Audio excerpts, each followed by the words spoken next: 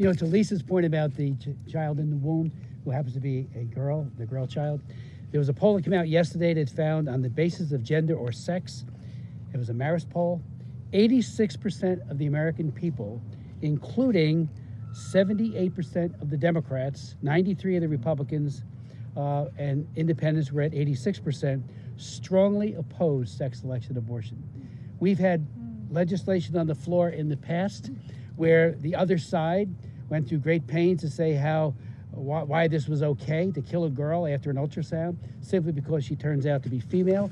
I think it's the first grave act of discrimination against the girl child, and it's just unconscionable that it's going on. The American people are with us on that.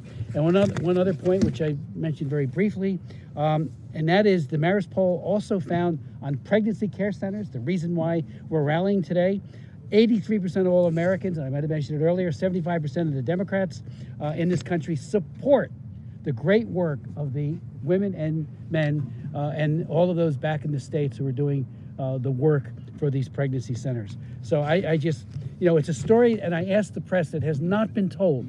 It really has not. The great work that they do, the smears that come their way from some on the other side is unconscionable as well. It's like, have you ever been in one? Have you sat there and talked, especially to those who would have gone down a different path and whose lives were salvaged and helped so seriously by the great interventions? And again, it's not judgmental.